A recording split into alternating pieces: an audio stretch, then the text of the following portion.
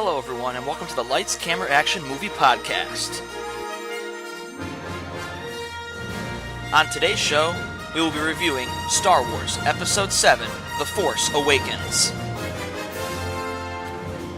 This podcast contains spoilers and strong language. Listener discretion is advised. Well, hello everyone, welcome to the Lights, Camera, Action Movie Podcast. This is Mike Winkler, and I'm here with... Jason Kabasic. Alright everybody, welcome to our first show. We're pretty excited about this. We just got done watching The Force Awakens. It's been a while. Yes, it has, and this is going to be the first review that we do. Yeah, we're looking forward to it, and you know... Just to let you guys know, we are going to be doing the first couple of podcasts are going to be Star Wars ones. Sorry, I know you guys are probably all sick of the hype and everything right now, but we're just going to get The Force Awakens done, which is going to lead into The Last Jedi. Exactly, because, you know, we had to do this one before we did Last Jedi. I think it was only fair to do that instead of waiting for Last Jedi. Which, at that point, then, once we get done with that, we'll start broadening our horizons, getting into more films. Absolutely. We'd like to hear from you, so you can get in contact with either of us. We'll be more than happy to take your suggestions, take a look, and see what we think. Yeah, we're gonna have this on our Facebook page. We'll give all the details when the show's over, and you can contact us at our emails too as well. If you have questions for us or you want to request something to be reviewed, we'll be more than happy to do it. Well, of course. No question. So, let's divulge into The Force Awakens here a bit. So, I remember when this got announced in 2012 when Disney officially bought Lucasfilm. I thought it was going to be a complete disaster. Well, I think a lot of people thought with Disney buying it, it was going to be kiddied, too much kid stuff. They were going to, make it all for children. Oh, of course. Nobody thought that maybe we were going to go in the adult direction. I mean, I guess the only bit of confidence everybody had is Disney already owned Marvel, and Marvel hasn't been too, Well, then again, we can't really say anything. Disney owns the world, essentially, at this point. Yeah, and as we talked, too, I heard there's a deal pending for them to buy 20th Century Fox, actually. I wouldn't be surprised. They're becoming basically the Hollywood monopoly, in a sense here. So, yeah, when they bought this, I was a little doubtful, but I was excited because I wanted more Star Wars movies. Oh, yeah, of course. I mean, if you're a sci-fi fan, odds are you are a Star Wars fan. There's going to be cases where you're not, which there's nothing wrong with that. But for a good portion of us, we are all Star Wars fans. So, of course, we're going to want more Star Wars movies. Of course. And, I think the big question was here is, when Episode 3 came out, at that point, I was ready for Star Wars to be over. I accepted it. I didn't like it, but I accepted it. Oh, yeah, of course, because we got our prequels in as... depending on how you want to view it, as good or bad as they were. Right. We got the prequels that answered a lot of the questions we had from the original trilogies, and it seemed to wrap everything up in a nice, tight little bow. And then 2012 hits, and Lucasfilm sells their rights over to Disney. I think everybody was pretty blindsided by that happening. And then we get the announcement for Star Wars Episode VII, which takes place 30 years after the events of Episode 6. Now tell me something. Didn't the three of them get old as shit? More so Luke, that looked like than Han and Leia. Yeah, it's a little weird to look at Luke, and he's supposed to be the younger of the three, and yet, or at least the same age as Leia, and yet he looks older than both of them. Well, yeah. But yeah, I know I was building up to this, and I was hearing about casting announcements and stuff. I was a little concerned as to were they going to make this movie all about the new people? How much was Han and Leia going to be incorporated? And Luke, where were they going to figure into this story? And yeah, I agree with you. I was worried that they were going to focus just primarily on the original three, being Han, Luke, and Leia. Right. But the way that they had this set up, and the three main people that looked like they had introduced, along with our new R2-D2 and BB-8. BB-8.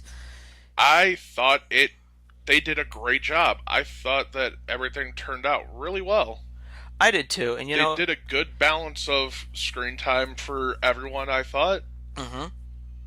I personally would have liked to seen a little bit more Poe, but Yeah, actually, I don't know if you knew this part of it, but I read an article that when J.J. Abrams was writing the script and making the movie, and they casted the guy, Oscar Isaac, who plays Poe Dameron, he was supposed to die initially in the beginning in the sand trap sequence.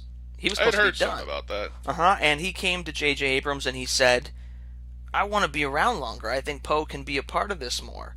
So he wrote him back in. He showed up at the end, and now he's he's in it now full time. Oh God, I'm glad to hear that. Yeah, it was a good casting decision to keep him around. I definitely agree. Um, well, let's divulge into this from the beginning, and let's just kind of break this down. The opening. I mean, we're shown this sequence with a bunch of stormtroopers on this craft going down to this planet. Well, at Um, first it looked like it was. It started obviously with the old acquaintance of Luke, Han, and Leia. yeah, yeah. I guess my question is that guy Poe. When Poe is talking to that guy in the tent, Yeah, I almost want to know who he is. Like, how is he connected to all of them? Who was he? Because he knows Kylo like very well. You could tell he was close to the family or some sort. I, that is a good point. I don't know. Some tells me that there's like some sort of family relation there, maybe. But Yeah, family friend or something. Yeah. yeah, but I mean, that one they really never explained all that well at all. No, we didn't even get a name, No. and that's interesting too. I wouldn't mind hearing more about that guy or see how he's connected to the family or something. But yeah, that was an interesting beginning because it's a little bit of a puzzle at the beginning. Something I thought they would come back to, which they didn't. But it's no big deal. But this sequence reminds me a lot of some of the sequences from Episode Four when the not they don't really show it in Episode Four when the stormtroopers raided Luke's aunt and uncle's farm when he comes back there and realizes he should go with Obi-Wan when he finds the farm completely in disarray. Yeah, yeah, yeah. I found there's a little bit of similarities to that. Um, and then the landing party, of course, with the way the ship comes down and Kylo comes off the ship, that's very reminiscent of Vader. Yeah, you're right. hmm Well, then again, the from what I remember reading up on this, the way Abrams had it planned out, he wanted to stick to as close to the original trilogy as possible with this Right. film, while still adding in elements of the modern day. It's funny you bring that up because you hear so many people criticize this film as being too similar to A New Hope. And I do have my gripes against it because of that reason, hmm but I thought that Abrams did a good job. I do too. I mean, he captures some of the old magic of the originals. Now, mind you, this is coming from somebody that adores the prequels because that's what I grew up with. And everybody dogs on the prequels. And if you love Star Wars as a whole, you Yeah. appreciate the prequels as part of the saga. Oh, of course, you're going to appreciate the prequels as part of the saga, but it's when you dive into the whole midichlorians Agreed. and you dive into all the unnecessary BS that they seem to have added to the prequels that what didn't have any need to be there. Well, the Metachlorians, they divulge into that in the Phantom Menace, and they never really touch on it again. They don't really go into what Metachlorians really are and how they make you one with the Force. They touch on it, but they never build off it going into episodes 2 and 3. If they were going to talk about it, they may as well have introduced it, or better yet, just never mentioned them at all. Right. It was a reasoning thrown into the script into the movie that just went nowhere in a I don't know, sense. but we're not here to talk about the Phantom Menace, talk about the Right. prequels, so Right. let's go ahead and get back to Force Awakens here. Um, going So we were into just gotten done with the opening sequence. right. Now we had, I believe after that was the introduction of Rey. Yeah, BB-8 goes off Actually, no, it into was the that desert. opening sequence. Finn, Yeah, he gets on the FN, Star Destroyer. FN, whatever the hell numbers, I don't remember. FN 287, 217, 287, 287. I think it was. Um, I'm sure you guys will correct us. It's fine. it's fine, you know. It's we're just gonna refer to him as Finn. That's who he is. He's Finn. But it's that sequence of him, the one stormtrooper getting shot, Finn turning around, going to him, making sure, seemed like he was making sure he was okay, and it was when that stormtrooper reached his bloody hand out and was holding it against Finn's helmet as Mm-hmm. his arm Mm-hmm. dropped, and you see the bloody prints there. It's almost like that awoke him. What's interesting about that, I'm happy you brought up the blood smear because we've never seen stormtroopers bleed until this moment. And it brings up another solid point, which this is me personally. I had no idea that when episode 4 happened compared to from the time frame of episode 3 that the clones were no longer the stormtroopers. I didn't realize that they had Yes. turned into a humanized army. Mm-hmm. So that was interesting to see that. I'd like to know what exactly happened to the clones and why they were disbarred from the Empire. You know, if they were easy to command because they were basically built in their mind with a sense of command purpose, what went wrong to make the clones no longer used and they went to people that they basically raised probably from birth? I mean, at least that's what the First Order did. Yeah. You know, I'd like to know that a little bit of that backstory too, which I don't think we'll ever get that because we need a prequel movie to do that, and we already got Rogue One. So I don't think the Han Solo movie coming out next year is going to provide any details to that one. Oh no. No, no. So it's kind of going to be left up to thing. Although I got to tell you, I've only watched some of the Clone Wars cartoons, and there's another one out there right now called Star Wars Rebels. Which I'm a huge fan of the Clone Wars cartoons. I liked that, and I was disappointed to see that get canceled once Disney bought Lucasfilm because I liked that series.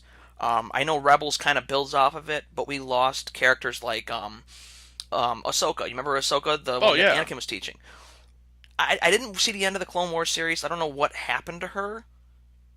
Did she get killed? Did she? That's actually a good point. Let me check real quick. You guys probably watching the show, listening to the show, you probably already have the answer for us. But you know we're a little behind on that one right now, so bear with us. Um, Jason's gonna look up some info on that. While he's looking that up, you know, the the argument that General Hux and Kylo Ren have back on the ship, You mean and General Hitler? yeah, General Hitler. That's a good name for him. Hux is talking to him about going up against basically his orders or Snoke's orders, and he says about commissioning, maybe you should commission a clone army instead. A reference back to the prequels, of course, but I kind of liked that reference because it kind of went back to the prequels a little bit. Um, but it brought the question back into play: is are they thinking about going back to a clone army? And if they do go back to a clone army, where are they getting this clone army from? Because it can't be Jango's clones. Because unless they've been, you know, the good question about this. Now that I think about it, we said it can't be Jango Fett. The biggest thing I have with that, wasn't able to find anything, by the way, and I don't want to take too much time looking for it. Comment on our page if you guys find something. We'd be curious to know. Uh, the thing I'm wondering is, do they still have any strands of DNA at all from Django or Boba Fett? Well, it's a question if that Camino facility still exists. They probably would have Because it. if it does, then that could very well be the case that we might end up seeing the clones of Django or Boba Fett come back. Very possible. Or are we going to see a whole new breed of clones come out? The only thing I can think of is that maybe some of those clones are still left. Maybe the initial clones were cast out someplace, and maybe they're, based somewhere. It's possible. But I'm just that's going to bug me until we actually find out more about that. I'd like to Or know is more. that going to be like the whole midichlorians thing from the prequels, and we are not going to find out anything about that? Well, you have to agree with one thing. This is probably the first Star Wars movie in the whole saga that literally ends with a ton of question marks. We don't get a lot of answers in this movie. yeah, we don't really get a ton of answers in this movie, but we did find out a lot. We did Oh, get we a did. good amount of Yeah. info. But yes, we were left with a ton of questions, and a lot of people may not be big fans of that, but I personally am a huge fan of those movies that leave you questions like that for Right. obviously an obvious sequel that's going to be coming out because that's going to build up the hype for the next movie to come out. Well, I think some people looked at this movie and were bothered because they were so used to the previous films having some questions, but we also got closure in a lot of it. And it's like, what's wrong with leaving a movie with a ton of questions? I mean, it makes you anticipate episode 8 even more, number one. And number two, isn't it nice to go into episode 8 like really like, oh, I hope they answer this. They gotta answer this. And before you know it, you have a checklist in your head while you're watching the movie. Exactly. All right, so going back to this, the introduction of Ray. What'd you think of that? Um, Shades of a little bit of Luke and shades of a little bit of Anakin. I agree. Mm-hmm. Um, which will end up leading me, obviously, to my question here for you, Mike. Mm-hmm. Um, which is actually going to be a lot of question on a lot of our viewers' minds here. Who do you think are Ray's parents? Isn't that like the number one question on a lot of people's minds besides Snoke? It is. And as you and I were watching this, we basically came up with the theory that it's got to be probably either Luke or Leia.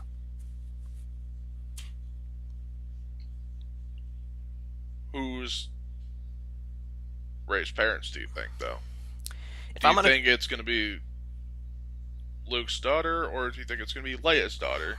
if I'm gonna go with something strong here and go with a definitive guess, I still want to stick with my initial assumption, and I'm going with it's Luke's daughter. That's always been my theory from the time I saw this movie, and I'm probably gonna stick with it till I see Last Jedi if they reveal it.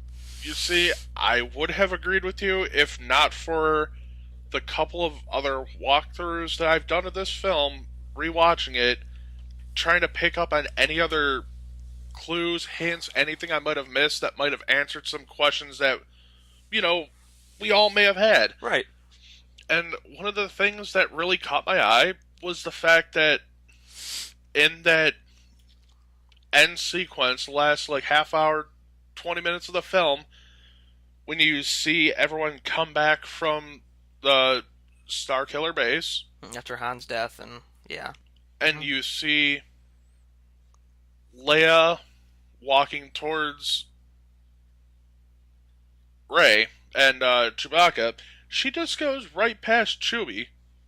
You'd think that she would go and comfort Chewie, considering the fact that Chewbacca and Han were As close as close they and they were. were pilots of the Millennium Falcon together for how long? They were partners for how long? Well, 30 plus years. I mean, probably, I'd say about a good 40, 50. Well, I don't know. I mean, we'll say that Han and Chewie were co-pilots since maybe he was 20 years old. He's probably in his 70s here, so probably nearly 50 years. But what caught my interest was the fact that she went past Chewbacca and right to Rey, and it almost seemed like a motherly hug, that a sense of comfort. It did. It did. So my original theory of Luke being Rey's dad kind of got blown out of the water there. I think I'm gonna go with it's really Han and Leia's daughter.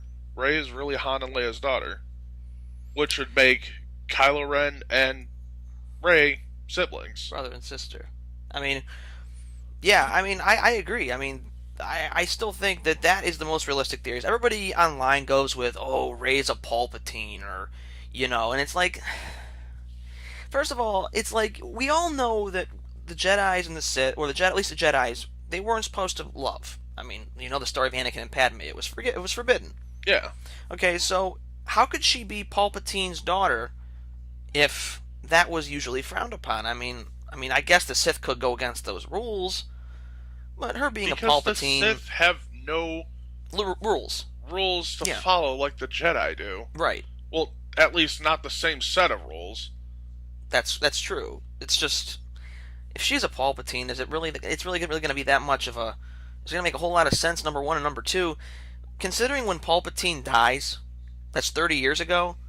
Rey's younger than 30, Oh, of course. so that almost right there puts the whole theory to bed. Um, I know there's been some rumors about resurrection of Palpatine going on in The Last Jedi, that Snoke's trying to resurrect Palpatine. There's different theories. If you've played the new Battlefront 2 game, in the campaign, there's a guy called the Messenger that basically has Palpatine's face, and it's a plan he puts forth that if the Empire falls, what they should do. Now, mind you, that's supposed to be a message that Palpatine leaves. It's not really supposed to be Palpatine. I've heard rumors of a resurrection storyline happening in The Last Jedi. Whether it happens or not, we'll see soon. But I don't know, the whole Palpatine So, theory. alright, we'll go on to the next part of the film, which was. Well, let's see. We just talked about Rey's introduction. So Finn crash lands on Jakku with Poe after Finn helps Poe off the Star Destroyer. Mm-hmm. Um, After Finn gets out of the TIE fighter, he thinks Poe is still in there and grabs his jacket, and he thinks he can't get him out, and he thinks Poe dies. That Yeah. leads him to walking to where he meets Rey for the first time, being attacked by some goons that she kicks the shit out of. That were working for, obviously, that that guy, that goon, who wanted to buy BB-8. Correct. Correct. And then BB-8 recognizes Finn, realizes he's got Poe's jacket on. Well, not necessarily recognizes Finn because he had never seen Finn before. Yeah, he recognizes. He jacket. recognized the jacket Yeah. of Poe's. Yeah. And then that leads into a whole thing of Finn obviously talking about or saying that he's part of the Resistance, which Is bull, but he's just trying to impress Rey. what else do you think is going on with that? Well, I like the little bit of humor that we have here with, him keeps trying to grab Rey's hand, and she doesn't like that. And of course, that relationship develops over time throughout the film. But the scene where they're running away from a TIE fighter leads to the scene where they find the Millennium Falcon, which Rey considers to be a piece of garbage. How she referred to it, it's either we have whatever it was that she was trying to fly, and that Finn going, oh, well, what about that ship over there? Oh, that's just a piece of garbage. The Falcon's garbage. 2 seconds later, all you see is just their ship getting blown up, and then you just cut back to Rey and Finn with Rey going, well, garbage it is. They see them running and the camera pans over to the Millennium Falcon. That's an iconic moment. We haven't seen that Falcon since Episode 6. So, I mean, that means technically we haven't seen this Falcon in, well, shit. Return of the Jedi came out in 83, so 93, 03, 13. We haven't seen 32 years. 32, 33 years, and that's a big moment. I mean, let's give Abrams credit here. He went very nostalgic with this film. The music cues when we see certain things, seeing the Falcon course. for the first time, seeing Han come up to the camera the first time after getting on the Falcon. I mean, Abrams did a great job with that. Very iconic stuff, and we all love nostalgia sometimes. And then cue random Kylo Ren temper tantrum. 2 temper tantrums in one movie. Now, tell me, I'm sure there probably was more, but how do you feel about these temper tantrums?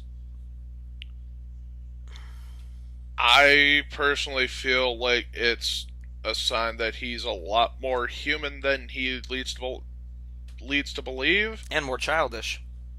Not even a matter of childish. I think it's a matter of he still hasn't been fully corrupted to the dark side. No, he's definitely got a long way to go. Hence the fact he gets his ass kicked later in the movie by by Rey. And I don't want to say by Finn, because he did beat Finn's ass for the most part. But it's just one of those moments where it just makes you realize that maybe he really hasn't been fully brought over. No. Well, throughout the movie, we hear hints about how they're still good in him, and he's still battling with feeling the light side, and he's talking to Vader's mask about how he feels the light side pulling him back in. Which, what did you, speaking of that, what did you think about that when you first saw that shot A Vader in the mask? movie, in the movies? Well, first of all, I love the nostalgia of bringing back Vader, but watching it now too, um, made me really think about the Last Jedi, and I've been hearing a lot of these rumors about seeing Anakin's Force ghost, that he appears to Luke or whatever the case may be. And before I watched this again, I thought a lot of it was bullshit. I really did. I thought people were just putting in fan theories just to make them feel like we want to add in Well, some more yeah. characters. But now that I'm going back to watch this, I'm seeing how much they're name dropping Vader a lot, and I'm saying, okay, now I see why they're going to revisit this, because this might be the very thing. Anakin may be the very thing that pulls Kylo, Ben Solo, back from the dark to the light. It's very possible. You think so? It's possible. He considers his grandfather his inspiration. Well, his grandfather was bad but came back to the light before he died. Maybe he doesn't know these things. That is true. Maybe he thinks Luke just flat out killed Vader in cold blood, and that was it. He doesn't realize that Vader killed the Emperor, saved his son, came back to the light before he died. Yeah. Now, what else? What other thoughts did you have about this movie? Well, as the movie goes on here, as we get past some of the other stuff, they get on the Falcon, they fly away. That's where we get our first reveal of the return of Han Solo, which is, again, very nostalgic. Harrison Ford back in this role after being gone for more than 30 And years. seeing Chewbacca again, right by his side. Well, it's great to see Chewbacca by his side, but at least it hasn't been 30 years of seeing Chewbacca, so we did see him in Revenge of the Sith. Well, yeah, hmm But, I mean, it's great to see him by Han Solo's side, of course, yeah, yeah. absolutely. Um, this leads to a very funny comedic sequence on Han Solo's freighter with two thug groups. Yet again, Han Solo getting himself in trouble, the smuggler that he is. Which is not a surprise at all. No. I was looking forward to when I heard that they were going to bring Han Solo back into this movie. I could not wait to see what trouble he got into. I'm happy they brought the smuggling stuff back. Basically, after the whole shit with the Empire and being away from Leia, he goes right back to his old smuggling ways, like he did prior to Episode 4. Exactly. Which I know we're going to see a shit ton of that in the Han Solo movie. So, what about sequence that happened afterwards? Okay, this leads to Han escaping with Finn and BB-8 and Rey. They go to hyperdrive to go to a planet with Han Solo's friend Maz, the orange Yoda. Yes, it is new Yoda. Yeah, I get a Yoda-ish vibe from this, and especially with her sequence with Luke's lightsaber and Rey, very Yoda-like scene. Speaking of the lightsaber, This sequence. A sequence that still tears me up inside, that makes me want The Last Jedi so bad. now, I don't know if any of you caught this at all, but I want you to go back and rewatch that particular scene, that particular sequence of when Rey discovers Luke's old lightsaber that was lost in, what was it, episode 5? Empire on Cloud City. And she goes to pick it up, and when she touches it, go ahead, Mike, tell him. Okay, so I picked up on something watching this again. The first corridor we see Rey in when she touches the lightsaber is the exact same corridor it appears like from Empire Strikes Back on Cloud City, when Luke is looking for Vader. So go back and watch that scene and watch the corridors closely. It looks almost identical. This leads into seeing her on, I believe, the planet that Luke was training Kylo and the other students on. Well, Kylo goes bad. He kills a couple people. We see a lot of bodies around in the rain, but he has maybe 8 or 9 other people surrounding him, which are supposed to be what we call the Knights of Ren. Yeah. And it's almost like he's looking at something. I don't know if he's supposed to be looking at Luke in this moment or what it is, but it's almost like he's looking at Rey. And this flashes to a scene where Rey's a child being taken away by the same guy that she was selling all that stuff to for the food. Yeah. And a ship is flying away. Now we assume that this is her parents. Now, her parents have been gone, supposedly, since she probably was about 5 or 6 years old. She looks like maybe about 5 or 6 years old, maybe a little older. Um, and in the background, we can hear Yoda. Sounds like we hear a little bit of Obi It Wan. sounds like Yoda, but there's a clear cut, clear as day moment of what appears to be Obi-Wan speaking. Obi Wan. I think I heard a little bit of Luke in there too. I didn't necessarily hear Luke, but I know I for sure heard Obi-Wan. And it sounded like it was not only younger Obi Wan from the prequels, but it was also Older older. Obi-Wan. A little bit of both.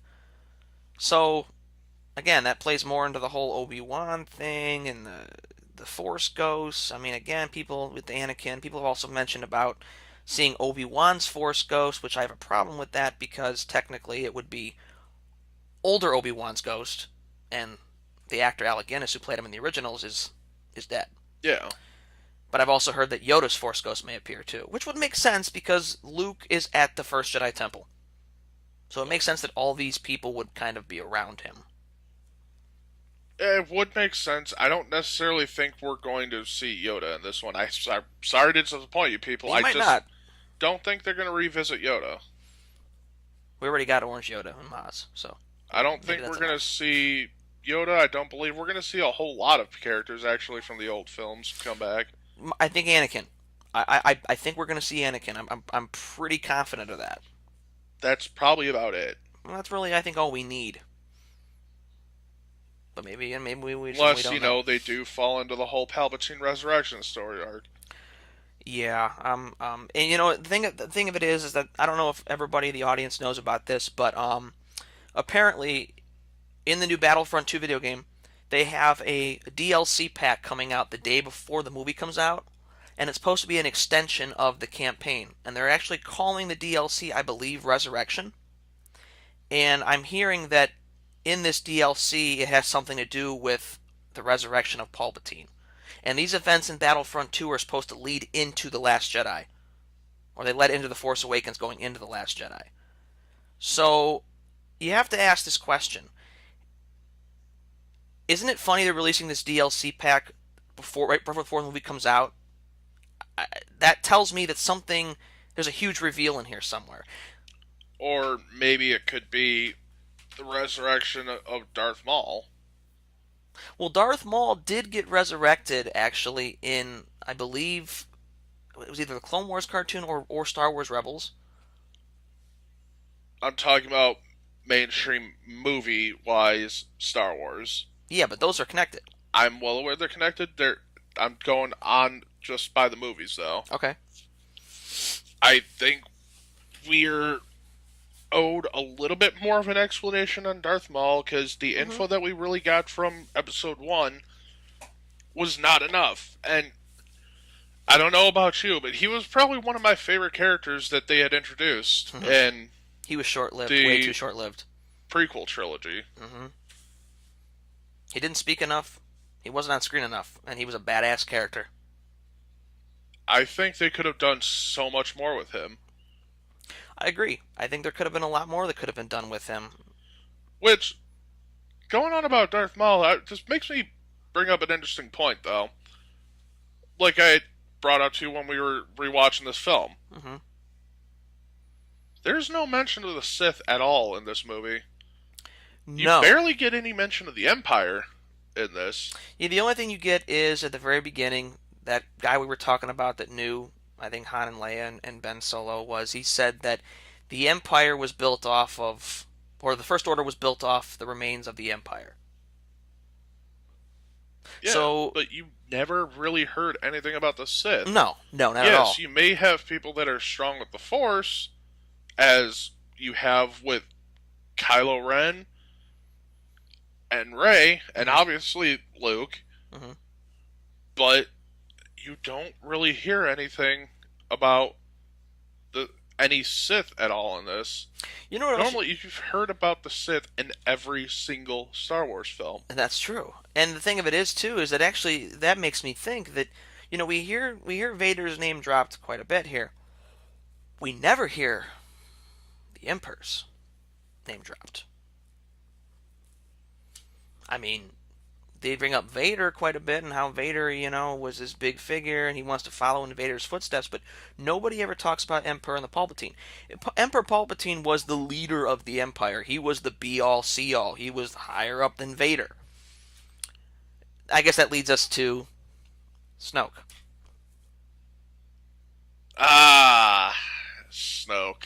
Because we see Snoke for the first time in this film. He's a hologram talking I, to Kylo and General which Hux. normally the holograms that they produce are normally a lot smaller, or more real life height. They Yeah, yeah, have them yeah. projected to be this, like, I would assume, like 20-foot behemoth.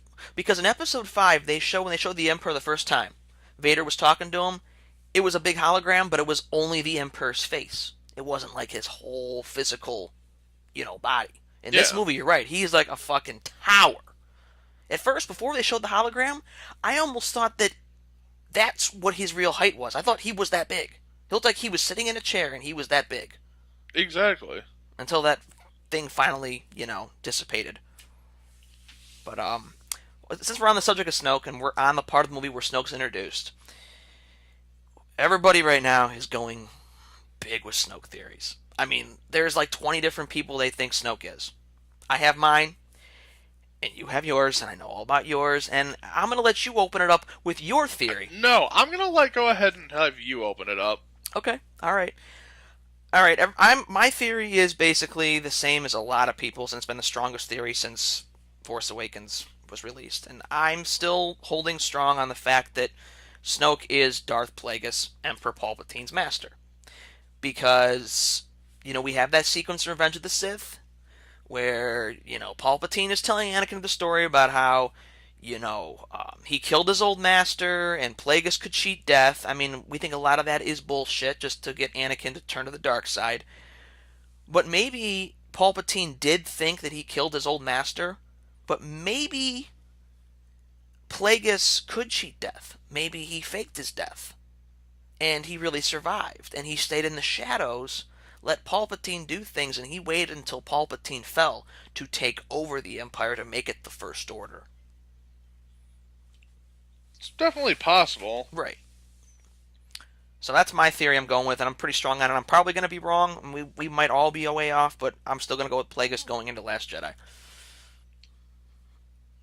Yes, and I know how we were joking in the car before about, how people had been thinking that Mace Windu had randomly gone on to become the big bad guy. They just want to hear Sam Jackson say motherfucker, so with Snoke, let's be honest. Well, yes, because that's become his apparent classic fucking phrase. Yeah. And then I've actually seen a lot of theories that Darth Maul could have gone on to become Snoke somehow. I mean, I again, don't necessarily think that's true or gonna happen, but I'm almost curious to watch Star Wars Rebels to see what happened to Darth Maul and kind of play that into some theories because I don't really know what his fate was in that or how he came back. So I'm probably gonna go back and try to find those episodes at least. But now that I got my theory out of the way, please, by all means, give the audience your theory as to who you think Snoke is. oh, so folks, are you ready for this? My theory is completely out there, and I know I've just got a few other people agreeing with me on this. I personally believe that Emperor Snoke is none other than Drumroll, please. our beloved, most wonderful Gungan, Jar Jar Binks. Wow. This theory still blows my mind. Please explain how this could be possible.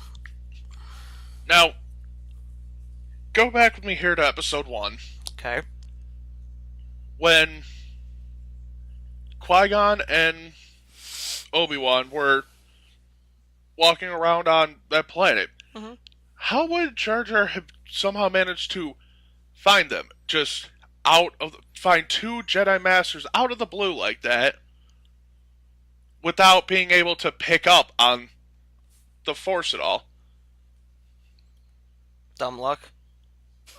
His supposed dumb luck, quote unquote dumb luck, that he seems to always have when it comes to this series.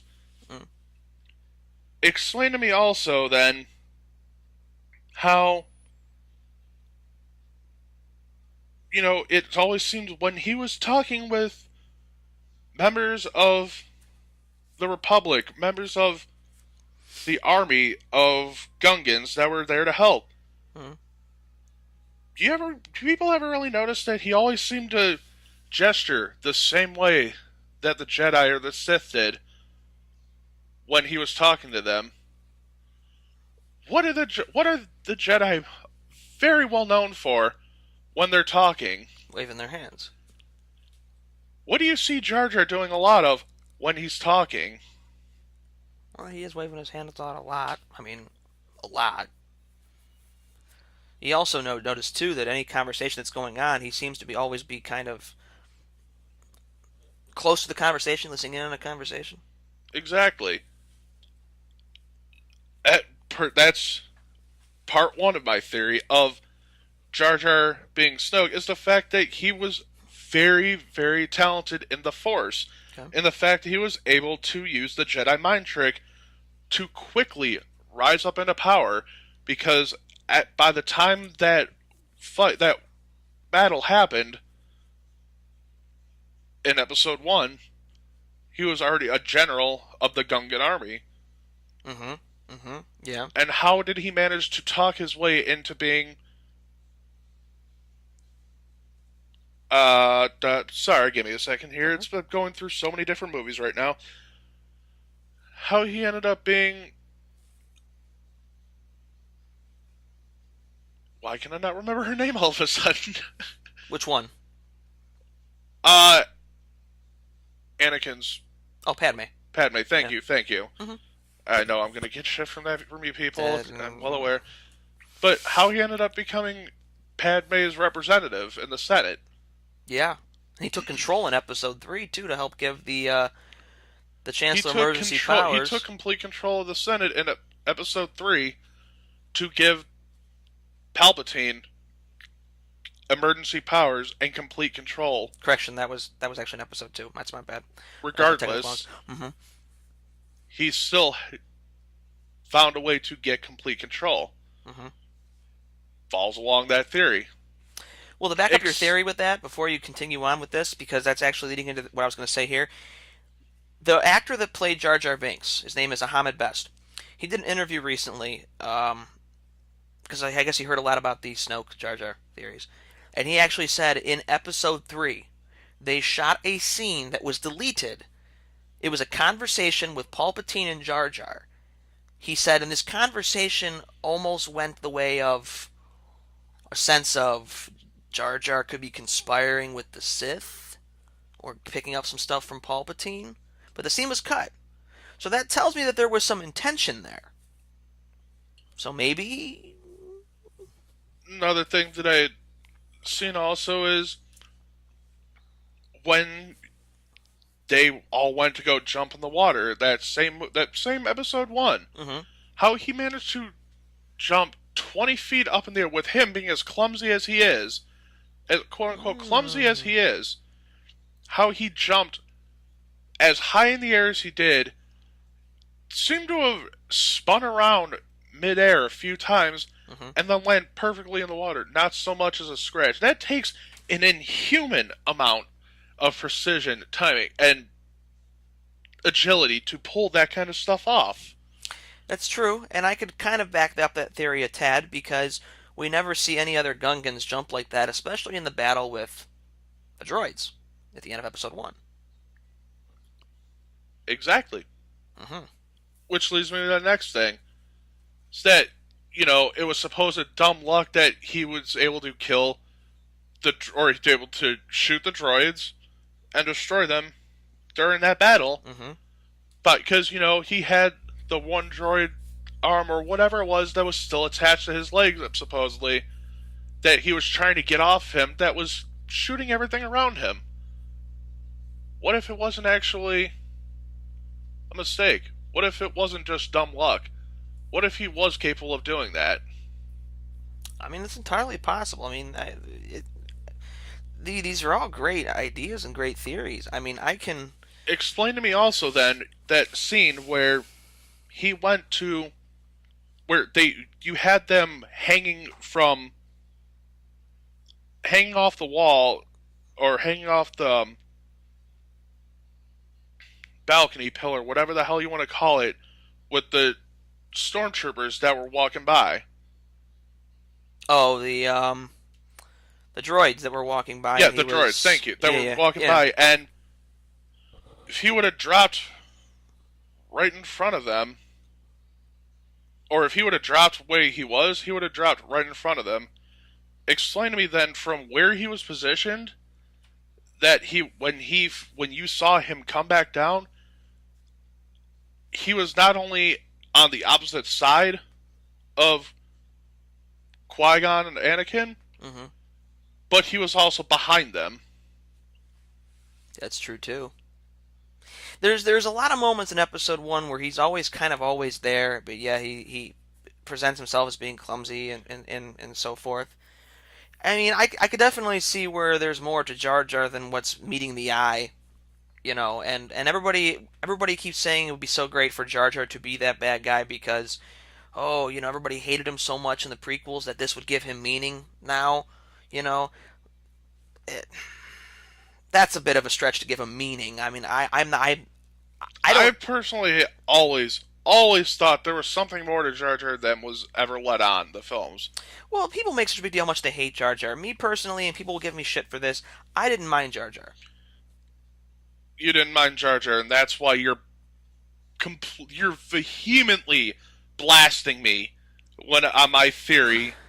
No, it's not so much. And you've told me on multiple occasions that you despise Jar Jar Binks. I don't. No, I don't despise Jar Jar Binks. See, a lot of people despise him because he showed too much humor.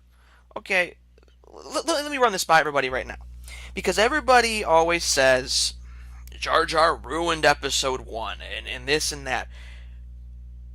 He is the comedic relief here. Number one. Number two, It's like the Ewoks in the exactly. original trilogy. The original trilogy had humor. Okay, the prequels had humor, the original trilogy had humor, the Force Awakens had humor, and just from watching the TV spots for The Last Jedi, the little porgs, those are comedic relief, ladies and gentlemen. There's a scene in the TV spot where a porg gets shoved up against a window on the Falcon and is making a noise like, and the ship's flying away. That's Jar Jar-esque. But is anybody gonna do that with this movie? No, because they're gonna say these movies aren't the prequels. And people dog on episode 1 because of Jar Jar, and of course they dog on episode 2 and 3 for the dialogue that George Lucas wrote. Well, newsflash, people. These are George Lucas's movies. He wrote them. It's how he wanted them to be. It's not for the fans to decide how he writes them. They were his. Right? Exactly. Yeah. So, And you got all these people that were all for the original trilogy. Lucas wrote those. Lucas had a he major part in those. he wrote episode 4, directed 4. He wrote 5 with another writer and another person directed, and 6 was the same way. It wrote with somebody else, another person directed. He had his hand in writing all 3 regardless. He didn't direct all 3, but Then he you had wrote all the 3. prequel trilogy. And he wrote and directed all 3 of those, and people will talk shit that maybe he shouldn't have done that. And yes, I can agree. Lucas has some childlike dialogue he puts in the movies. That's fine, but that's the way he wanted it.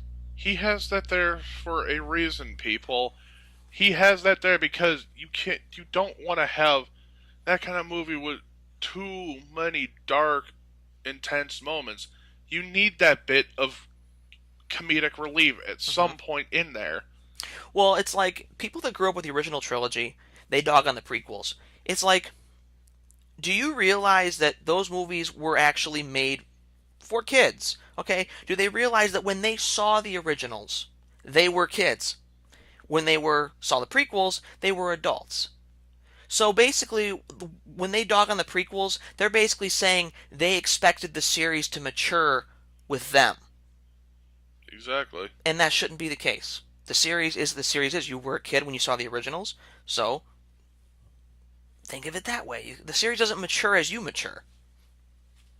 And of course, these new movies now have gotten a little darker, and so they've had to. But Force Awakens still has humor in it. Last Jedi will still have humor in it. I'm sure Episode 9 will too. Which, let's go into theories to what we believe is going to happen with that. What do you think is going to happen in this next movie? In Episode 8, um, well, I'm pretty strong into the theory that we're not going to find out Snoke's identity. We're going to learn who Rey's parents are. I know you and I have had our thoughts on what's going to happen, what's going to be the fate of Luke in this movie. You think he's probably going to die. Yeah, spoiler alert, people. I believe that Luke is going to wholeheartedly die in this film. By whose hand? By whose hand? I'm going to go with Kylo Ren. Okay. If I had to take a guess, I would say by Snoke's hand. Mind you, I'm saying by Kylo Ren's hand. Didn't say it was Kylo Ren in control. Okay. Okay. That makes sense. So so you think Luke's going to die? I think he's still going to survive. We don't know the fate of Leia yet. I think we pretty much know that Leia will survive this movie because they said that Episode 9 was going to be about her mostly, and they said they have changed nothing in Episode 8 since she died. So, how they're going to write her off, I don't know, but supposedly she's not going to die in this movie. At the very least, we know that. So, the TV or the trailers hinting that Kylo's going to blow the ship up with her on it, we should pretty much know that's not going to happen. I don't know. I don't know. I don't know. I don't know. I don't know. You think it's still a smokescreen? I think it's a smokescreen. Could be. I mean, he's already killed one parent. What's another? At this point. Which, thank you for bringing that up. That actually leads me to a good point. That scene on the bridge in Okay. Force Awakens. Mhm. Going back to Force Awakens here now. Mhm. What did you think? Um. Where he killed Han. Well, I know. When I saw the movie initially, I went with the theory that Kylo thrust the sword into him and Kylo killed him.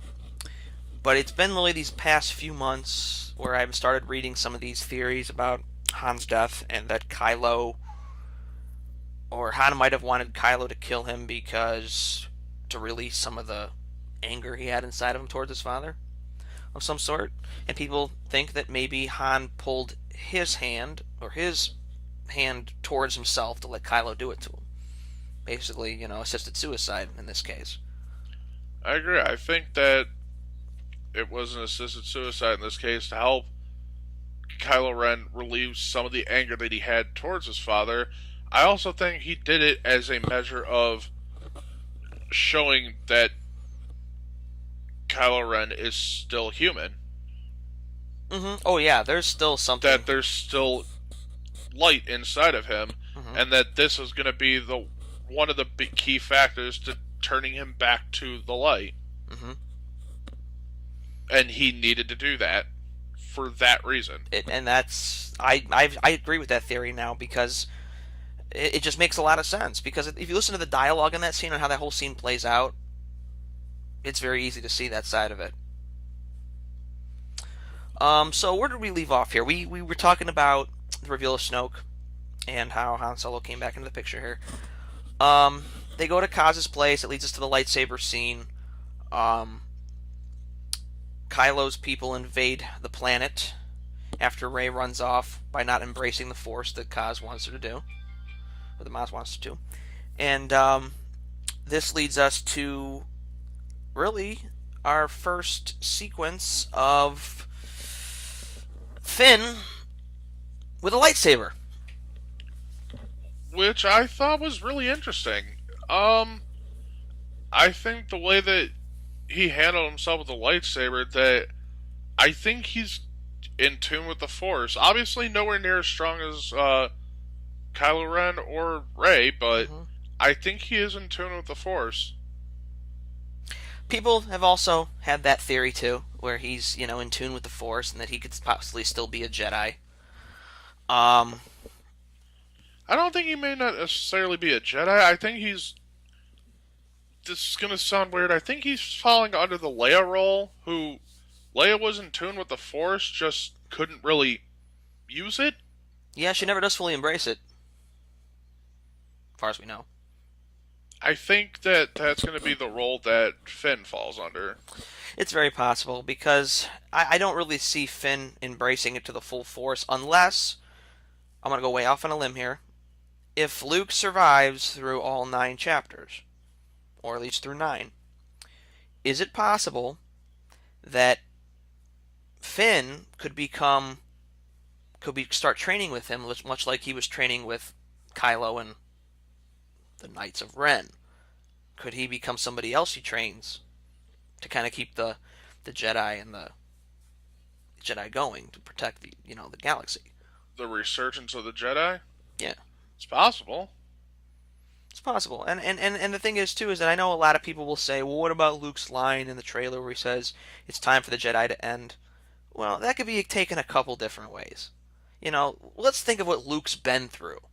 I mean, he was training Han Solo and Prince and his sister's son, and he literally turned on him, killed all these people, and now he's, the second Took hand to a the group of them that fell for Kylo Ren's beliefs right. and went on to create the First Order. Hmm. So he feels responsible. He's really broken right now. So of course he's going to say the Jedi should end because he feels like no matter what I do, people are going to fall to the dark side. It's going to be my fault. I can't handle this, which is why I think at the beginning of the Last Jedi, he's not going to want to train Rey. There's going to be resilience there. Oh, of course. I don't know what she's going to do to get him out of the funk to do it, but you know, that's going to be an interesting thing too. Last Jedi is going to provide us a lot of I different think answers what to it's going to end questions. up being is the fact that it's from the trailer videos that we've seen for The Last Jedi. It's the Hmm. fact that Rey's going to show him just how powerful she actually is. Hmm. And how you saw in the trailer that Luke was saying that the only person that he's seen with that much power, Hmm. it alluded to Kylo Ren. True.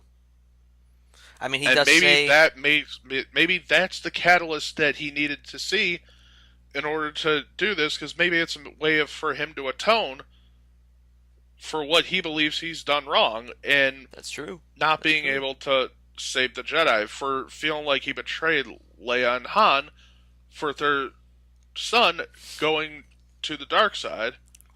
Well, the downside of this too is that we know with Han's death, we'll never get to see the reunion between Luke and Han, which is kind of another bummer. Which you said earlier too. You were very surprised that they went there with this first movie, that they killed Han first new movie out of the gate.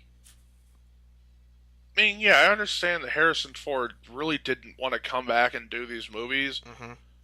but Hmm. I'm still surprised though that they went with Han Solo dying this early into the new Yeah, trilogy. yeah. I was kind of expecting maybe something to happen more towards, episode 8. Nothing really major happening until 9 probably, but still. Yeah, the fact we're getting deaths this early, I mean, that really makes us feel in The Last Jedi that nobody really is safe, because if they did this to a iconic character this early on, where does that leave everybody else at this rate? Exactly. It's very, very scary to think what could possibly happen. But, so, alright, so after Finn wields this lightsaber, He's fighting this stormtrooper that calls him a traitor, which, mind you, he's called a traitor twice in this movie by Kylo and this stormtrooper.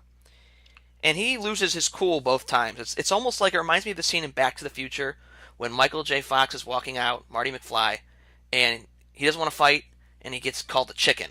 And he turns around and gets all pissed off and wants to fight. This is what that reminded me of. But it's the key thing I want to catch on to here, though, is the fact that this stormtrooper was wielding a melee-styled weapon. Which they never have carried before. I thought that was an amazing thing to see, because I thought that this was a thing that stormtroopers needed. Mm-hmm. I've thought this since I've watched the original trilogy when I was a young kid. Since the prequels came out, I thought, you know what would be awesome to see? Them finally have a melee style weapon like the Jedi, Right. like the Sith. I mean, yes, they have these blasters, but God only knows everyone here has seen just how poor of a shot they are. They can't shoot for shit.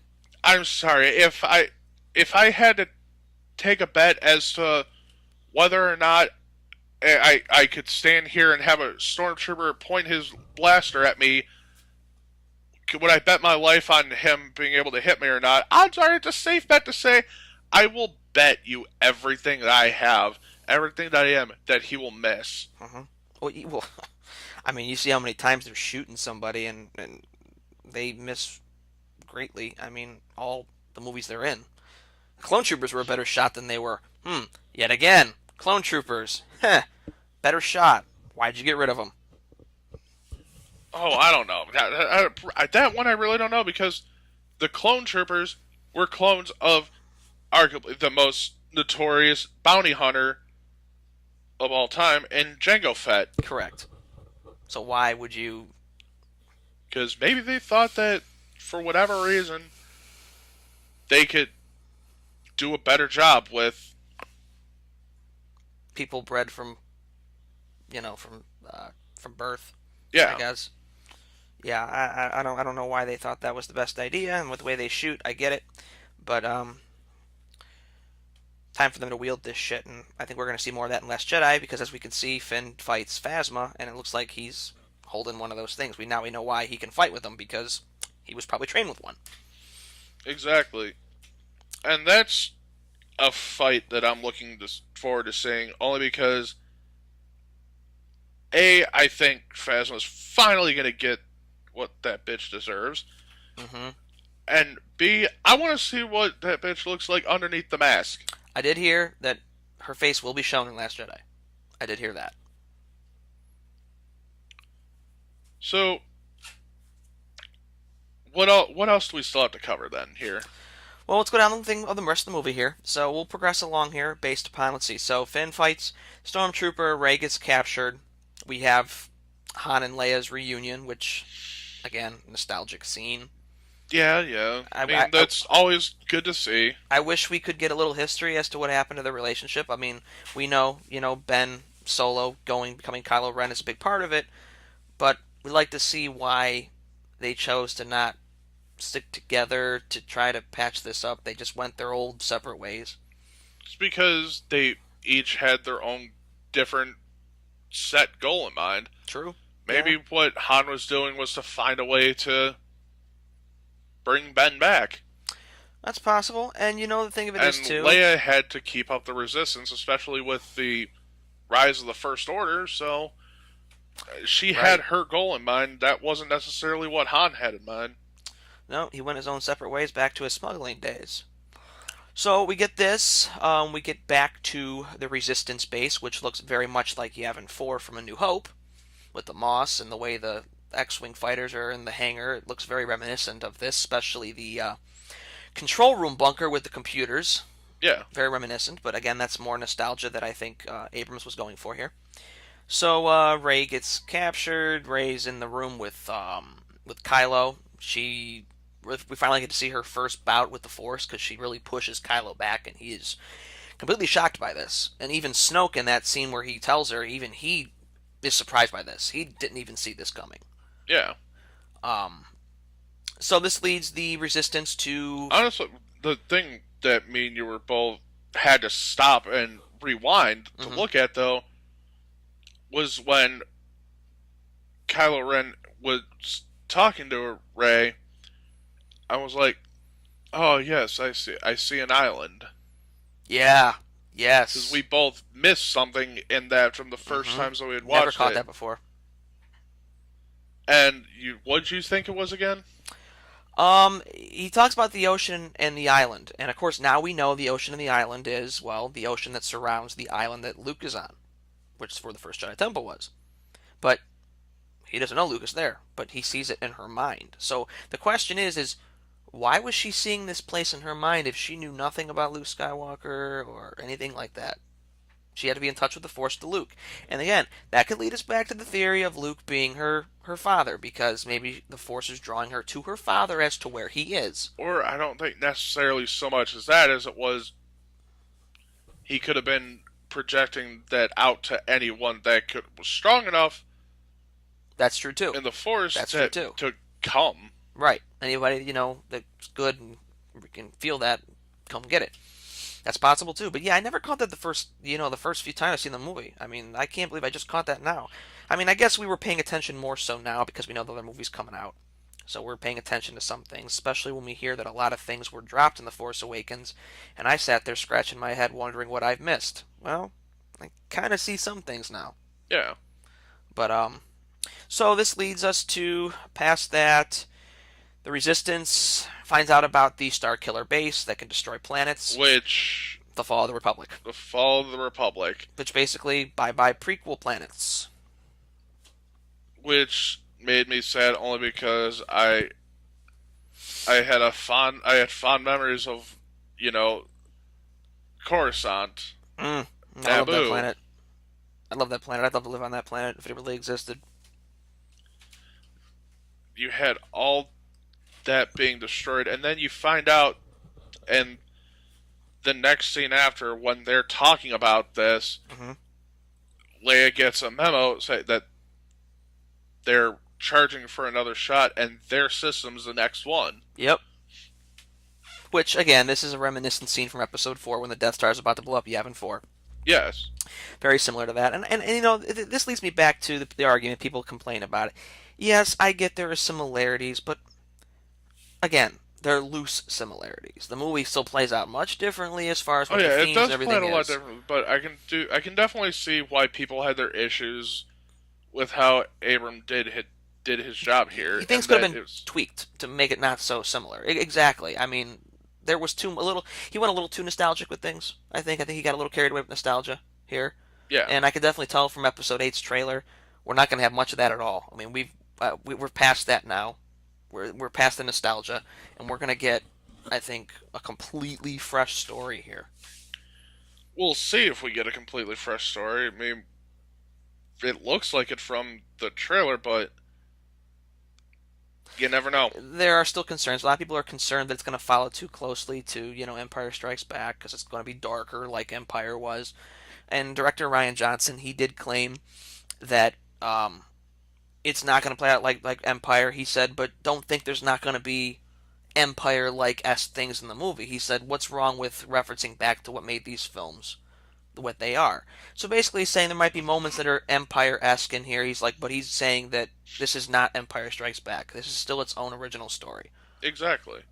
So we get to this point. The Resistance leaves. They're gonna go attack Starkiller Base. Han and Finn and Chewie go separately. And that leads to, of course, Han's death, which we already, talked about that.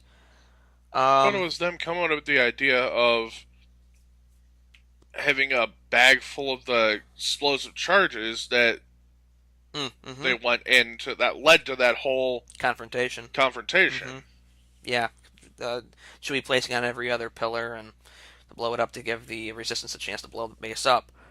Um, that leads us to the confrontation in the woods with Finn, Rey, and Kylo. Ooh, that was a good moment, only because the fact that people need to realize that as much of a giant man child that Kylo Ren Oh is, yeah. you can't help but realize just how strong in the Force he actually was until this scene. Hmm.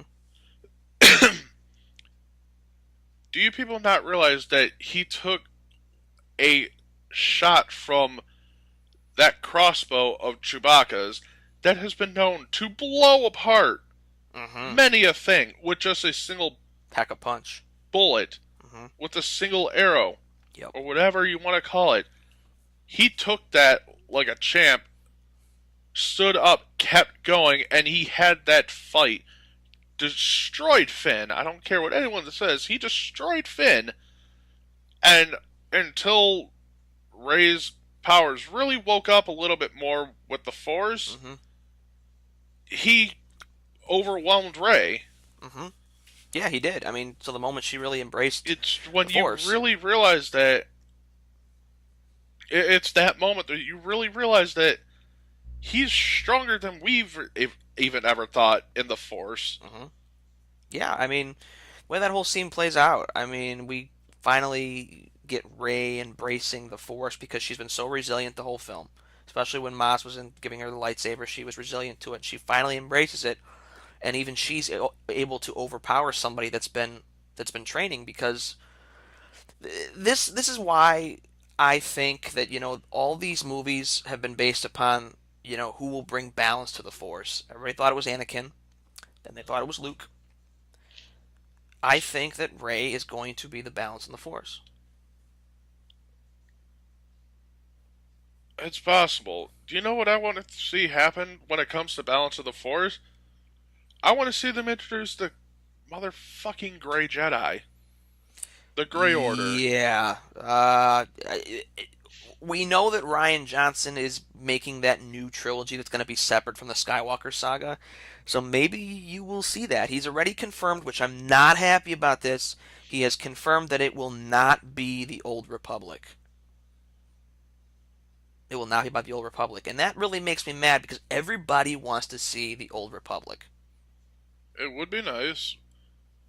Only thing I really want to see is the Grey Order finally being introduced. They have to do that. You know, I'm all the with you. true peacekeepers of the true lawbringers of the Hmm. true entities of balance Hmm. in the Force See, are the Grey Order. you would feel like the seeing that would have to be a prequel at least to the Phantom Menace to really see that. I agree. Yes, Which I mean, again, that's would almost be like Old Republic times. We could see something like that. But I'm okay with them making this new trilogy that's separate. That's great. There needs to be a separate story from the Skywalker saga. I mean, after nine, it is time to continue the Star Wars saga in a different way. You oh, I can't agree. you can't keep doing episode 10, 11, 12 and telling a Skywalker story. It's too much. So what he's doing there is the smart direction. Now, he's talking about not including any characters from any of these movies. That could be a do or die thing. I think, in the interest of the Star Wars franchise, it's in the best interest of making sure that they keep their revenue, their interest, their sales, all of that up for Disney. Hmm. They would need to have at least one recognizable face in them. Even if it's a loosely one that's not really tied to much, at But least it's somebody. in my personal opinion, as a huge sci-fi fanatic, as a huge Star Wars fan, I would love to see a whole new set of brand new, fresh faces. I Maybe agree. dive into the actual story of Plagueis. If anything here Yes. does not happen when it involves Plagueis being Snoke, as you like want to think, Right. I personally think that they should dive into that whole story. Go into a story about the Sith. Tell it from the Sith perspective because we always see Not it from the even just Jedi from the Sith perspective. perspective, just go into the backstory of the Sith, how they came to be. Hmm. What about the Jedi? How did they all come to be? Who was the first fallen Jedi that basically made the Sith become what it is? Exactly. I want to see a story on the origins Hmm. of the Jedi. That's a good story. That's a great story. That'd be a great story for Ryan Johnson to do. And you're right about the Plagueis thing because, like he said, he doesn't want to show characters he's already shown. Well, we've never seen Plagueis. We've heard We've Plagueis. only heard him talked about in a couple of moments Correct. So, throughout this entire 30, 40 plus year franchise, only mentioned a couple of times. right. So it makes sense. Let's see a person that we've not seen, but we've heard about. Therefore, you're kind of having the best of both worlds. Exactly. Okay, so we get past this fight, which leads to Kylo's face getting basically torn to shreds down the side of his face. Not so much torn to shreds as it was. He's got a nice little scar in his face from where the lightsaber, had slashed him. Obviously, not enough to kill him, but No. enough to show damage was done. He'll remember Rey now. So this leads to them going back to the base. I have one gripe, and I think this is one gripe that's bothered me since I saw the movie in the theater. Kylo is laying there wounded. The planet's blowing up. Not too long after Rey gets picked up, too. And we see the scene where Hux is in Snoke's chambers and says the planet's falling apart, and he says, "Bring Kylo." The planet doesn't fall till too far after that. How did he get to Kylo so fast and take off before that planet blew? Doesn't that happen a little abruptly, like really quickly? Ship could have been right there that he could have grab him and Yeah, evacuate.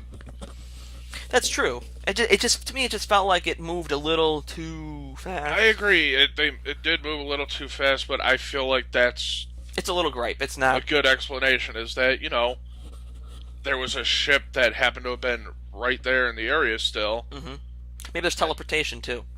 Maybe it's possible. Possible. It's possible. So I mean, it's small gripe. It's no big deal. A lot of action movies even do that stuff too. So it's common. But yeah. So this leads us to the scene where he said Rey and Leia. We talked about that, and then we get our final scene where she gets to the planet of Luke Skywalker's first Jedi Temple, and the lightsaber comes out. Luke looks intently. His lightsaber's been found. Who is this woman? Does he know How her? is it the fact that his lightsaber's been found? His mechanized hand is out. He doesn't know what to do. He doesn't know if he should take it or not. Seems like he's in a bit of a conflict there. He looks a little conflicted. Oh, by the way, I said Luke Skywalker's first Jedi Temple. It's the planet's actually called Acto. I forget what it's called, but first Jedi Temple. Yeah. Yeah. So, yeah, you're right. He doesn't like it. He looks at it like it's a bad reminder of something. Do I want to take I this? mean, obviously, we know from watching the trailers for The Last Jedi, he obviously takes the lightsaber. Right. And then Rey uses it because that's the sword she appears to be training with, unless she constructs her own saber, which is also entirely possible. That's what Jedi typically do.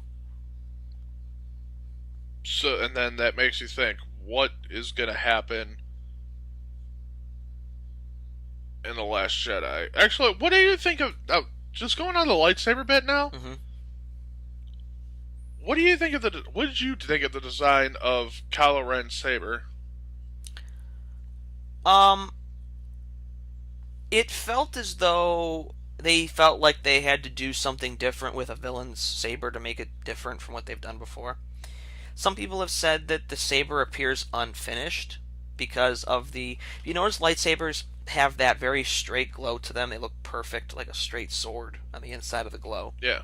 His looks ragged and like a what, dull laser. Which is what I was going to mention to you. What did you think of the fact that it looked like his saber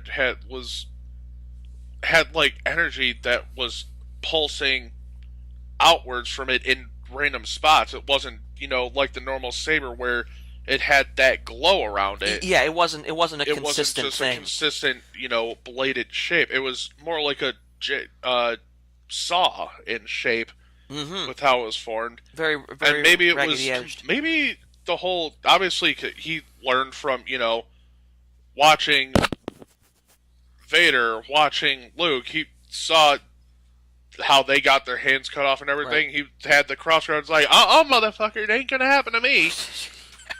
But no, I personally think that maybe it's an unstable lightsaber. Yeah, I'd like to kind of know why he has an unfinished saber. What kind of led to that? Why is that? Because we've never And again, seen what that if it really before. is? Maybe that's just how he. Maybe that's how it was just designed. That's possible too. Maybe that's just how it was, how it was constructed. Maybe he wanted it constructed that way, and especially with the edges pointing outward on the sides, which we've never seen that before either. Yeah. Um, but yeah, so this leads us to the end of the movie. So this leads us basically into a few more Last Jedi theories. Um, Overall, what would you rate this movie? um, a lot of people give me flack because I'm okay. First of all, let me start with the fact of what my favorite Star Wars movie is in general. My favorite Star Wars movie still to this day is Episode Two. I love Attack of the Clones. I do, and that has lots of to do with the fact that A, I grew up with those movies, and B, I like Obi-Wan Kenobi, I like Anakin Skywalker, I like Padme, I like those characters, and I like the story that Attack of the Clones tells. Leading up to the beginning of the Clone Wars, and learning about the clones, and how Palpatine rises to the Senate. Just that to me is a great story, and a lot of people give me flack about that, and that's fine. It's Me fine. personally, my favorite was Episode 5. Empire. Oh, Empire by far is that's my favorite one of the original trilogy, hands down. And I think that's my favorite out of this entire franchise. Has been 5. that's pretty impressive. Because mine goes the prequels. I like two, one, three. Yes, Episode one is my second favorite because I Darth Maul's in that movie. Fucking Liam Neeson's in that movie. Okay, it's Liam Neeson. Yeah. So I like two, one, three, and then five because five's by far my favorite of the original trilogy. Actually, as of right now, Episode six actually is my least favorite. Go figure. Well, yeah. But yeah, this movie though, I'm when I first saw it, I was comparing to the prequels a little too much, and I guess that really wasn't fair to do, you know. Um, but this is a start to a great story, and this movie left me wanting more, and isn't that the goal? That's Hmm. the goal. It leaves you wanting more. Wants you to know what's going to happen next. And so yeah, I really enjoyed this movie. I enjoyed the new characters. I thought they were very well done. I liked having Han Solo back and Princess Leia back. Look forward to seeing more of Luke. So I give this movie a very high recommendation, especially if you're a Star Wars fan. I mean, Like that's out of 10, what would you rate it? easily. I'd probably give every Star Wars movie a 10. That's being biased. But if I'm going to go by individual, this deserves probably a good solid 8 or 9 out of 10 in the Star Wars series. I agree with you. I think it deserves a high rating. I don't necessarily think it deserves that high. Okay. I mean, yes, it is a good movie. It is a good Star Wars movie. Hmm. I thought it may have been even better than the prequel trilogy. All of them? Yeah, Okay. I had very good expectations, and they followed through with Yeah, that. they did. No question. The biggest gripe I have with this is going to be the same gripe that everyone else has had with The Force Awakens, and Okay. that is the fact that Abrams tried way too hard to stick to the original trilogy. He Yeah. doesn't seem like he added enough variance from that and to adding in a whole new storyline. It just seems like it's just an updated version of the same exact story. In a sense, there is a lot of similarities in some of the story structure. I mean, I think enough here is done differently to make it different from that. But I can see where you're talking about some of the similarities and some of the things he could have done differently to divert away. Like for instance, the Star Killer base, very Death Star-ish. Did that need to be like that? No, that wasn't needed. It could have been something else that could have done that to the planets. Exactly. But yeah, I could see your angle on that one. I think enough here is done differently, but there are similarities. I think that's the good news with Last Jedi is that we're not going for nostalgia here now. I think So we're kind of this in the one safe I'd bet. probably rate something like a 7.5. 7.5. Okay, that's a fair rating overall. I can see that angle, and it's still very high. I mean, it's still a solid rating, and So I mean, but yeah. Other than that, we got Last Jedi. As we're recording this, Last Jedi comes out in 5 days. Well, we're seeing it in 5 days, 6 days for the normal public. We're seeing the early 7:30 screening on Thursday night. And then you've also got the Hollywood showing tonight. Tonight, yeah. So we were We hoping to were have trying this. to get this podcast done to coincide with the reviews for that, Some so of the that Twitter way reactions, yeah, could have given you some reactions for them. But didn't work out that way. They're running late. I mean, I think their premiere started at 7:30 our time. His movie's not going to end at least till 10 if it started on time. So we're talking 10:30 for Twitter reviews. It's about an hour from us now. So I mean, which is fine. That's not a big deal. But let's go into little theories that are just random that you might have had from watching this and just thinking about this overall the last couple of years. yeah, Let's start with you. What do you think? where I think Last Jedi Let's is going to go. say where Last Jedi is going to go. Any theories that you may have that might hold any sort of relevance to, say, this movie connected to the old trilogies? Well, that kind of goes based on our theory that we know that Episode 9 is going to tie in all three trilogies that we've heard. Um, I think I think my final theories on Last Jedi really have to do with the fact I think we're going to get a lot more answers this time around. We will get Rey's parents. We may or may not get Snoke. I'm kind of hoping we do, but I do think Luke's going to survive this. I do.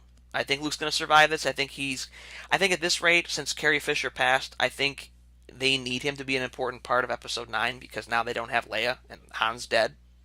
I think they still need a piece of that saga there in 9 if they're going to tie all these, these trilogies together. Yeah. I think that's the safe bet. I'm going to There's throw a completely random theory out here okay. that I mentioned to you already before, Mhm.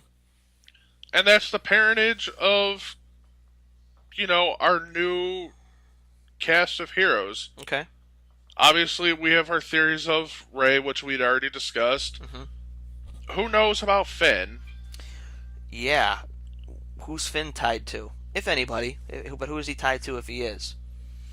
I personally, with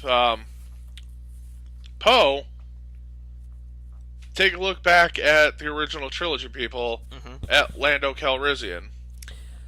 Yeah. I think Poe is related to, if not the son of Lando. That's entirely possible. I mean, he's a good pilot. We know Lando was a good pilot. I mean, there are definitely some things that go the way of that could support that theory.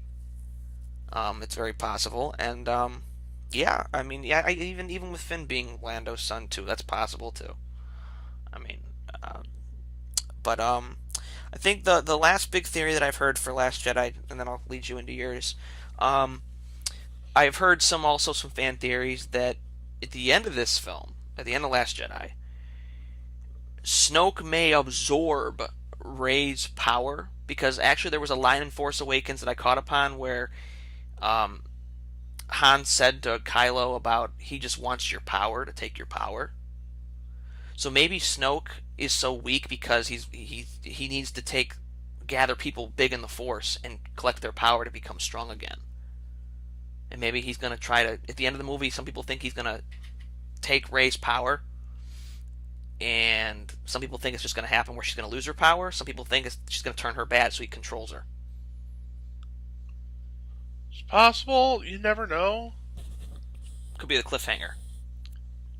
I personally am thinking that we're gonna find out what happened with Rey, that she was left on Jakku We gotta find that out. after all these We years. gotta find that out.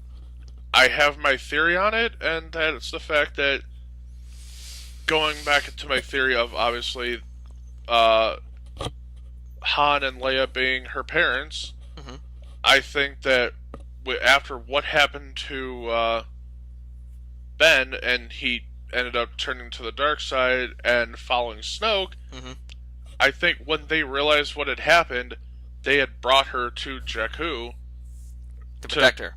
protect her, keep her safe, Hmm. and had left her there. I think we're gonna find that out in this film.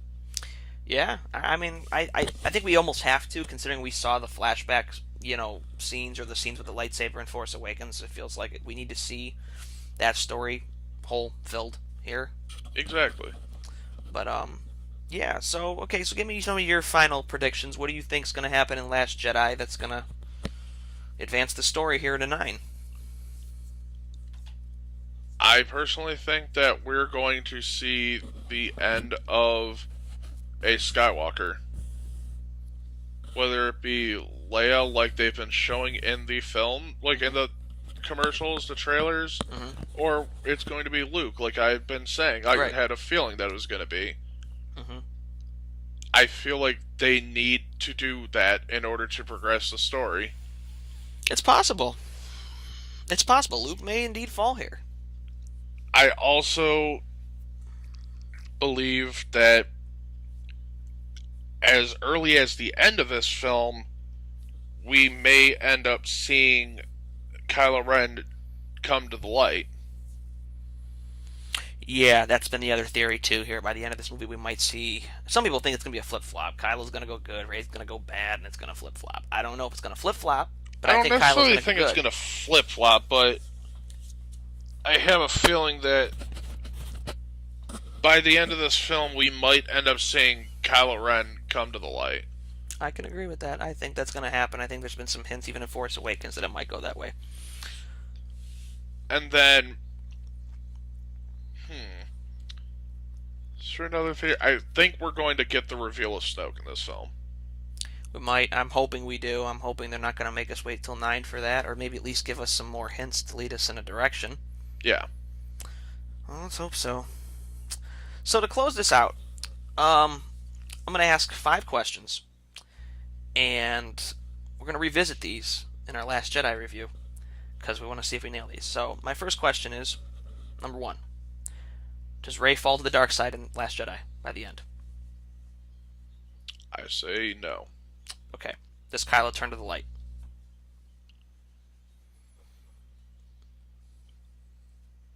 As much as I predicted this, I don't think we're going to see it end this film. Okay. I think we might see it early in episode 9. Okay. But it could happen as early as The Last Jedi, near the end of the film. So you think it's not going to happen in this film just yet? I don't think just yet. Okay. All right. If Snoke is in fact revealed, who do you think it is? Jar Jar. All right. Um, the fate of Luke and Leia. I think I'm gonna go back on my word right now, for now at least, and say Luke is gonna survive only because of the fact that, Carrie Fisher is no longer with us. Mm-hmm. I think Leia's going to be killed in this. Okay. And my final question is, everyone's been getting me here. What do you think? What do you think our cliffhanger is going to be? Because I think there's going to be one. I think it's gonna end with, you know, the whole Kylo Ren reaching his hand out to Rey. It might just end on that. Yeah. That's possible. I like that. Okay. All right. I don't think they meant to do that. I think they may have inadvertently given us the ending of the film. It's possible. Some trailers have actually have done that. They think that they'll never show you the ending, but sometimes they do to throw you off. It's possible. Okay. Same questions to you. All right. So the first question was Rey dark or light by the end. I hope she doesn't, but I'm getting this feeling by the end of the movie there's going to be shades of darkness that are going to come out, and it's going to basically make the audience not know either which way she's going to fall by the end of the movie. There's going to be a balance. There's going to be a balance issue. Number two, what was number two? That was oh crap! What was number two? I forgot my own question. told you that we should have written this stuff down. I want to say it was about Kylo Ren. Oh, Ren or Kylo Ren, good or bad by the end of the movie? Still be bad, with the glimmer of the light maybe coming back into play. Snoke, sticking with Darth Plagueis. Fate of Luke and Leia. Luke survives, Leia survives, but they're gonna have to find a way to write Leia off, I guess, in 9. But I think they're both gonna survive. And then finally, the cliffhanger. I have a feeling it's gonna end. I'm gonna go with the setting: Snoke's throne room. Snoke takes the power from Rey, that scene from the trailer, and he becomes powerful, and Rey feels weak with the Force. And I think maybe he's going to give her a command like Palpatine kind of does with Anakin, and it's going to end like that. It's possible.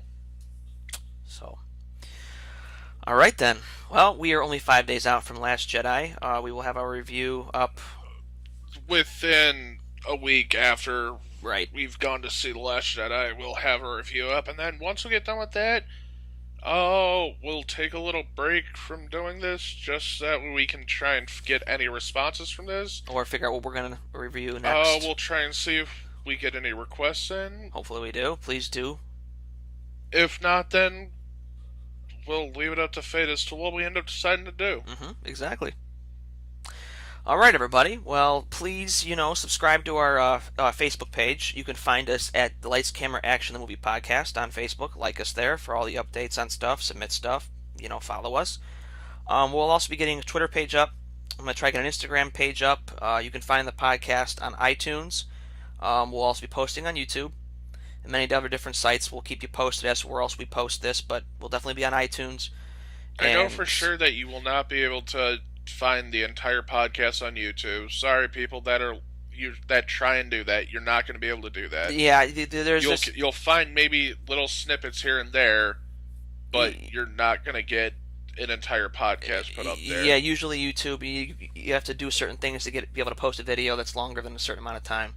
So we'll try to get our podcast up in full there if we can. But definitely on iTunes and a couple other channels. We'll keep you posted there. But thanks for listening, and we hope to have you continue to listen to us and subscribe to the podcast and become a constant follower. So thanks for listening. I'm Mike Winkler, and I'm Jason Gabasic, and that's a wrap. And we'll see you on Star Wars: The Last Jedi.